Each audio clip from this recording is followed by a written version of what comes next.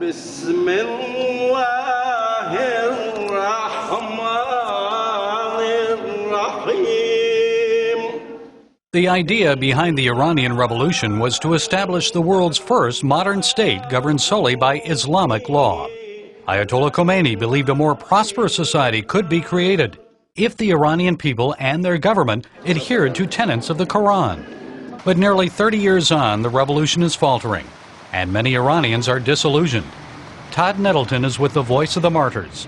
The people look around, they see the poverty, they see the discontent, they're not happy. And so they have questions. Well, why isn't it working out? You know, we're doing it the Islamic way. Why isn't our country great? And so they are ripe to hear a new way.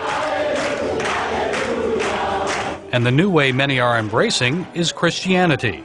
But the faith is not new to Iran. The gospel actually arrived here 500 years before Islam.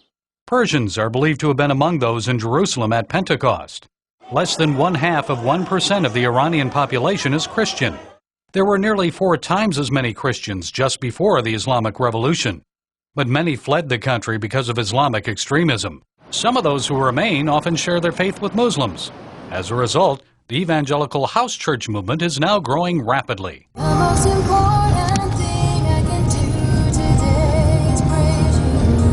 Christian praise songs blast from the cassette player of this Iranian taxicab. The driver is a Muslim convert to Christianity. Despite risk of arrest and possible death for apostasy, he's unafraid to share his faith. A cross hangs from his rearview mirror. He keeps his Bible on the front passenger seat beside a can of STP gas treatment. He shares the gospel with his passengers and gives them a Bible if they want one. That alone could lead to his arrest.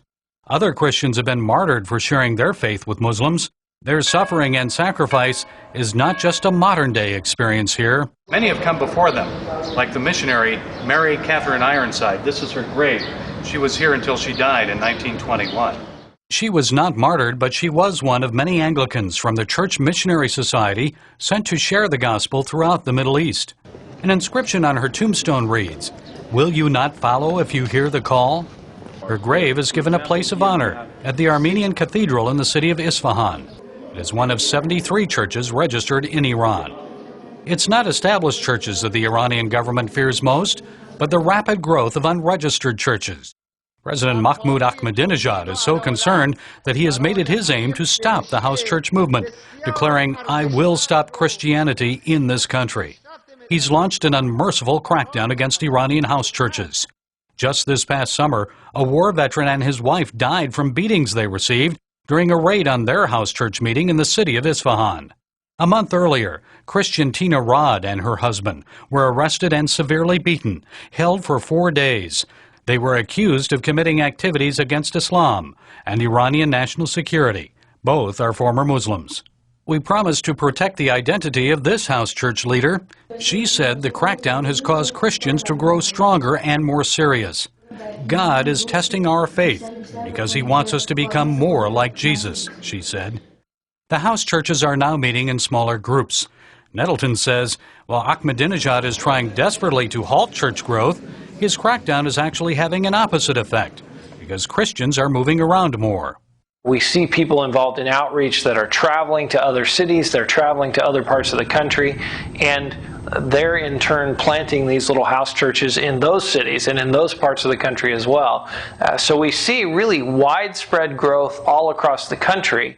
What should Christians around the world know about their brothers and sisters in the faith in Iran? The house church leader tells us they should know that Jesus Christ is with Iranian Christians and will never leave them nor forsake them. And what can believers around the world do for the persecuted Christians in Iran? We have to pray for them.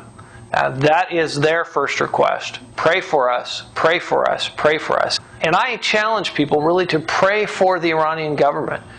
Pray for Ahmadinejad to have a personal meeting with Jesus Christ. Imagine how that would change that country. Imagine how that would change the world.